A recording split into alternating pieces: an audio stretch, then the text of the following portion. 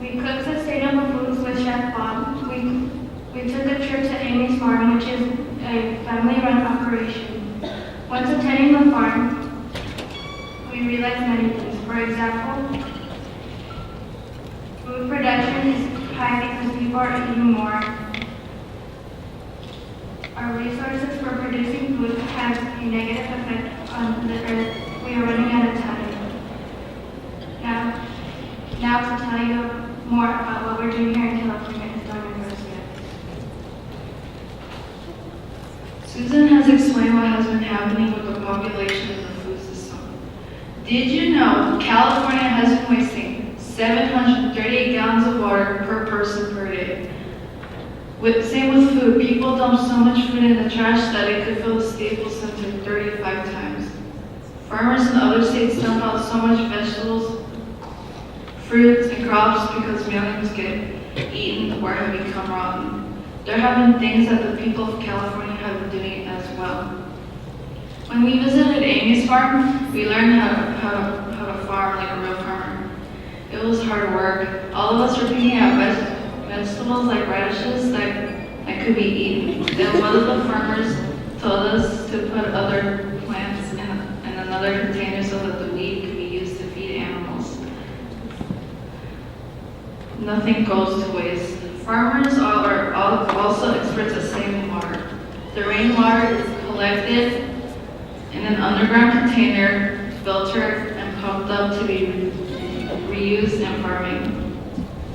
Farmers also need to keep the soil healthy. Farmers love ladybugs. They love ladybugs for their appetite, for eating pests who eat the plants. Here to speak more on what we can do to create a more sustainable future is Leticia Torres.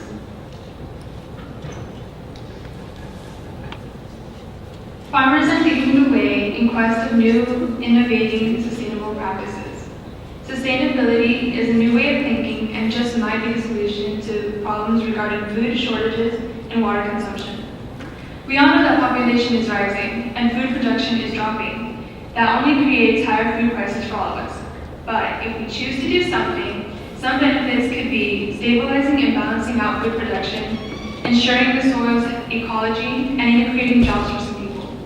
I think this is amazing considering that there was an increase in unemployment a few years ago. What can we do, some of you might think? Well, here are some practices we can use. The first one being the drip system. The drip system looks something like this and works by supplying water to the roots of the plant through dripping meters.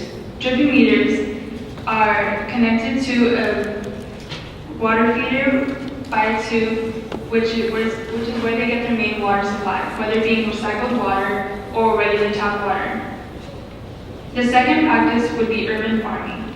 Urban farming consists of community gardens as well as rooftop farming. They do this a lot in Japan because of the lack of land space they have available for farming.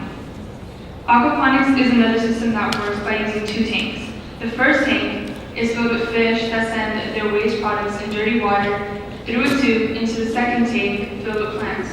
The plants then filter out the water and use the minerals they get from the fish's waste to grow and then return the water back into the tank of fish for their reuse.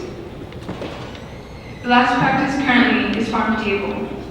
This is when a restaurant or grocery store works side by side to give people local and fresh foods.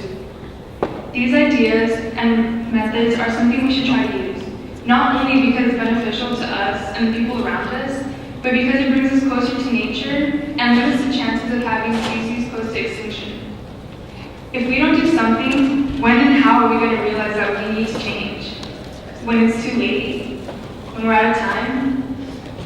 This is why we need to create a sustainable environment for future generations. We need to start uniting today in order to finish as one tomorrow. Thank you.